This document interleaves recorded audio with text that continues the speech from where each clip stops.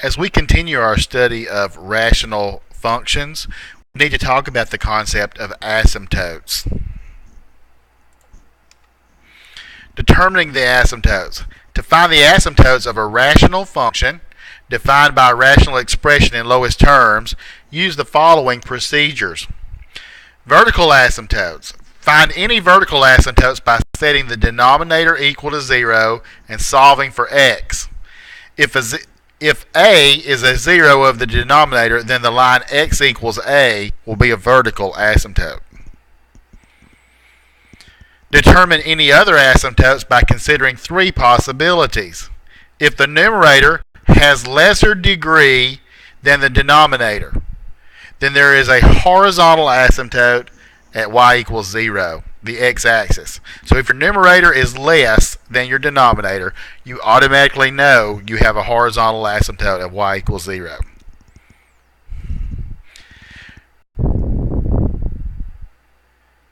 If the numerator and denominator have the same degree, and the function is in the form a sub n x to the n, b sub n x to the n, where a sub n and b sub n are neither equal to 0, the horizontal asymptote has the equation y equals a sub n over b sub n.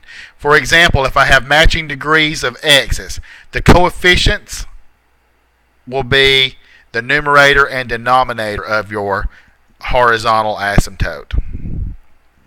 If you're going to take calculus later, you'll understand that concept better as you talk about the idea of a limit. But right now, we're just going to use this basic little formula to figure out the horizontal asymptote.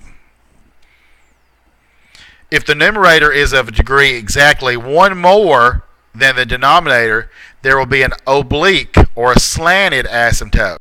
To find it, you divide the numerator by the denominator and disregard the remainder. Set the rest of the quotient equal to y to obtain the quotient of the asymptote. You'll actually get the equation of a line when you do that. For this to happen, though, it says the numerator is of a degree exactly one more than the denominator. So if it's more than that, it's possible that it's a different type of situation going on. The graph of a rational function may have more than one vertical asymptote, or it may have none at all. The graph cannot intersect any vertical asymptote. There can be at most one other non-vertical asymptote, and the graph may intersect that asymptote. So a graph may intersect a horizontal or an oblique asymptote. So looking at these, let's find the horizontal and vertical asymptotes, and possibly oblique if they show up. In this one, though, since I have a denominator, the vertical asymptotes are what make the denominator equal to 0. So x plus 4. So if I solve that, x equals negative 4. That's my only vertical asymptote. As far as the horizontal asymptotes go, though, I have x in the power x to the first power in the denominator, but in the top you don't have an x at all. So this is the situation where your numerator, the power of x in the numerator, is less than that on the bottom. In that case, we know that y equals 0 will be our horizontal asymptote.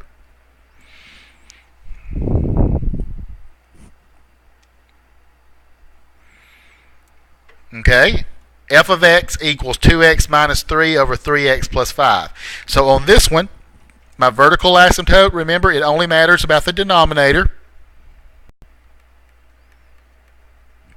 If I set it equal to 0, subtract the 5, divide by 3, x equals negative 5/3 is the vertical asymptote in this rational function. Horizontal asymptotes, this should be very easy because your variable powers are the same on top and bottom. You have x to the first and x to the first. When that happens, your horizontal asymptote is y equals the coefficient of the top over the coefficient of the bottom. So y equals 2/3.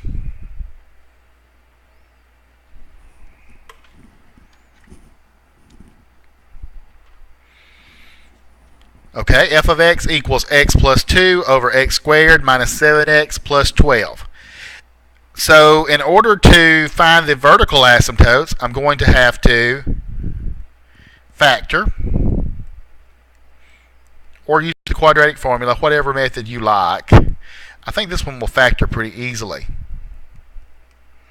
So x and x, two numbers that multiply to give me positive 12 but add to give me negative 7. That'll be minus 3 and minus 4. So I have two vertical asymptotes at positive 3 and at positive 4. For horizontal asymptotes, it's since your power of x is less on top than it is on bottom. When that happens, if the power of x is less on top than your highest power of x on bottom, your horizontal asymptote is y equals 0. So that's all we can do for that problem.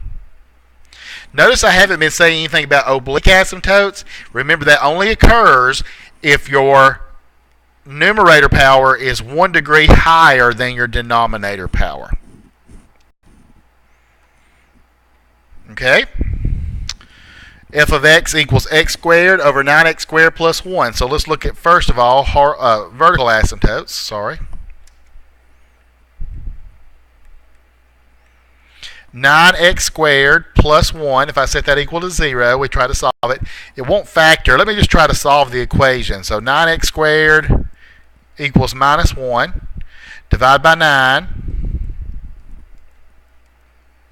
So if I try to solve this with the square root properties, I'll take the square root of a negative number, which we know is imaginary. So there are no vertical asymptotes. No vertical asymptotes in this problem. As far as horizontal asymptotes, though, your power of x matches on top and bottom. So x squared is your highest power of x on top and bottom. So remember, it's y equal to the coefficient of the top term over the coefficient of the bottom term. So 1/9.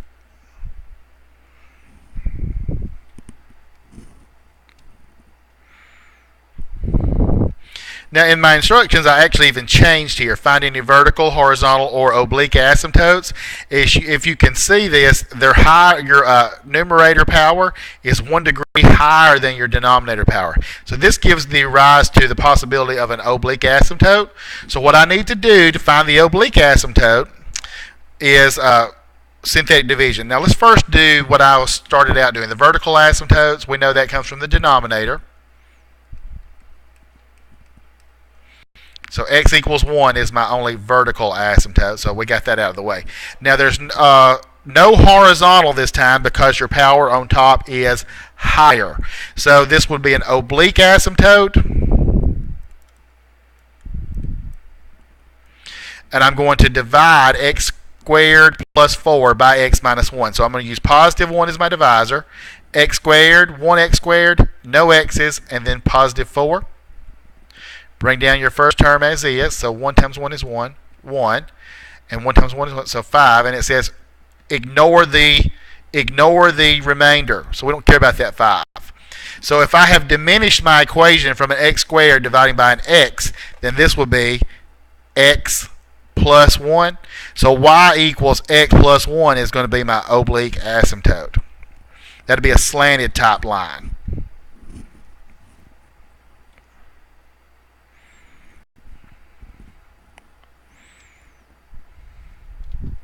Do one more problem where we're talking about asymptotes. Now, in this problem, my denominator for the vertical asymptotes, I have x squared minus 25. If I set that equal to 0, I would get x plus 5 and x minus 5. So x cannot equal negative 5 or positive 5. So two vertical asymptotes. Except something about that looks a little bit weird. If you look at the numerator, we haven't had a problem like this so far. So let's look at this one. If it can be simplified, it may be that you need to do that first. Because if something cancels out, that would cause me to not have a vertical asymptote. In other words, look at the numerator. X squared minus 5x. I could factor out an x and be left with x minus 5. Then on bottom, I have x minus 5, x plus 5. So the x minus 5 is going to cancel out. When that happens, it leaves a hole in the graph. That's a hole, not an asymptote. So really what we need to do is look at the more simplified version of this. So I'm going to go ahead and redo this. This would actually be simplified down to x over x plus 5. So look at it from that point of view if you're trying to find the asymptotes. So the vertical asymptotes, set the denominator equals 0, so x is equal to negative 5. That's the only vertical asymptote we have. And for horizontal, there's no oblique in this time because your powers match. Your power of x is the same as it is on bottom, so y equals 1 over 1. So y equals 1 is your horizontal asymptote. So if you can factor and cancel, you should do that first.